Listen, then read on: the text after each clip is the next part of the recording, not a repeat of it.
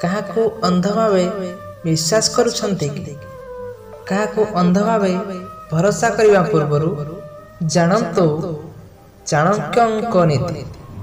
ଆଜିର ବ୍ୟସ୍ତବହୁଳ ସାଂସାରିକ ଜୀବନ ଭିତରେ ଆମେ କାହାକୁ ନା କାହାକୁ ଭରସା ବା ବିଶ୍ୱାସ କରିଥାଉ। ସେ ଆମ ପରିବାର ସଦସ୍ୟ ହୁଅନ୍ତୁ ବା ବନ୍ଧୁବାନ୍ଧବ କିମ୍ବା ସହକର୍ମୀ ବା ସାଥୀ ହୋଇଥାନ୍ତୁ। ଆମେ କ'ଣ ସେମାନଙ୍କୁ ଅନ୍ଧ ଭାବେ ବିଶ୍ୱାସ କରିବା ଉଚିତ? ଏହାର ଉତ୍ତର ଭିନ୍ନ ଲୋକଙ୍କର ଭିନ୍ନ ହୋଇପାରେ, କିନ୍ତୁ ଏ ସମ୍ପର୍କରେ ଚାଣକ୍ୟଙ୍କ ମାର୍ଗଦର୍ଶନ କ'ଣ ରହିଛି ଆସନ୍ତୁ ଜାଣିବା ଏହି ଭିଡ଼ିଓ ମାଧ୍ୟମରେ। କୌଟଲ୍ୟ ନାଁରେ ଜଣାଶୁଣା ହେଉଛନ୍ତି ଚାଣକ୍ୟ। ସେ ହେଉଛନ୍ତି ଜଣେ ମହାନ ରାଜନେତା, ଦାର୍ଶନିକ ଓ ଅର୍ଥନୀତିଜ୍ଞ। ତାଙ୍କ ଦ୍ୱାରା ରଚିତ ଚାଣକ୍ୟ ନୀତି ଏବେ ମଧ୍ୟ ଜୀବନରେ ବିଭିନ୍ନ ଦିଗ ଉପରେ ମାର୍ଗଦର୍ଶନ କରୁଛି।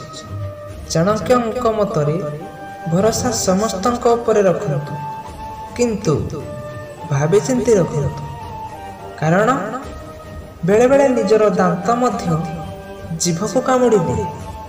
ଚାଣକ୍ୟଙ୍କ ନୀତି ଅନୁସାରେ ଆମେ ଯେକୌଣସି ବ୍ୟକ୍ତିଙ୍କ ଉପରେ ଆଖି ବନ୍ଦ କରି ଭରସା କରିବା କଥା ନୁହେଁ, କାରଣ ବେଳେବେଳେ ନିଜର ଲୋକ ମଧ୍ୟ କ୍ଷତି ପହଞ୍ଚାଇଥାନ୍ତି।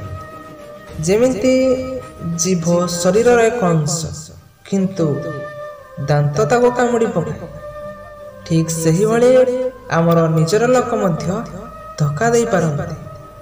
ବିଶ୍ୱାସ କରିବା ପୂର୍ବରୁ ସତର୍କତା କାହିଁକି ଆବଶ୍ୟକ, ଏହି ତିନୋଟି କଥା ମାଧ୍ୟମରେ ଚାଣକ୍ୟ ବୁଝାଇ ଦେଇଛନ୍ତି। ପ୍ରଥମରେ ହେଲା ଧୋକା। ଏ ଦୁନିଆରେ ଏମିତି କିଛି ଲୋକ ଅଛନ୍ତି ଯେଉଁମାନେ ବିଶ୍ୱାସ ଜିତିଲା ପରେ ଧୋକା ଦେଇଥାନ୍ତି। ଆଉ ଦ୍ୱିତୀୟରେ ହେଲା ସ୍ୱାର୍ଥ। କିଛି ଲୋକ ନିଜର ସ୍ୱାର୍ଥ ହାସଲ ପାଇଁ ଅନ୍ୟକୁ ବ୍ୟବହାର କରିଥାନ୍ତି। ଆଉ ତୃତୀୟରେ ହେଲା ପରିସ୍ଥିତି। ପରିସ୍ଥିତି ବଦଳିବା ସହିତ ଲୋକଙ୍କର ବ୍ୟବହାର ମଧ୍ୟ ବଦଳିଯାଏ। ଆଉ ଚାଣକ୍ୟଙ୍କ ଚିନ୍ତାଧାରାରେ ଏଥିରୁ କେମିତି ବର୍ତ୍ତିବେ? ଚାଣକ୍ୟଙ୍କ ବିଚାରରେ ଏଥିରୁ ବଞ୍ଚିବାକୁ ହେଲେ ପ୍ରଥମେ ସେମିତି ଲୋକଙ୍କ ବିଷୟରେ ଜାଣନ୍ତୁ। କୌଣସି ଲୋକଙ୍କ ଉପରେ ଭରସା କରିବା ପୂର୍ବରୁ ତାଙ୍କ ବିଷୟରେ ଜାଣିବାକୁ ଚେଷ୍ଟା କରନ୍ତୁ। ଆଉ ଦ୍ୱିତୀୟଟି ହେଉଛି ବିଶ୍ଳେଷଣ କରନ୍ତୁ। ଭରସା କରିବା ପୂର୍ବରୁ ସମ୍ପୃକ୍ତ ବ୍ୟକ୍ତିଙ୍କ ଆଚାର ଓ ବ୍ୟବହାରକୁ ବିଶ୍ଳେଷଣ ବା ତର୍ଜମା କରନ୍ତୁ। ଆଉ ତୃତୀୟଟି ହେଉଛି ସତର୍କତା। ସବୁବେଳେ ସତର୍କ ରୁହନ୍ତୁ, କେବେ ବି କାହାକୁ ଅନ୍ଧ ଭାବରେ ବିଶ୍ୱାସ କରନ୍ତୁ ନାହିଁ।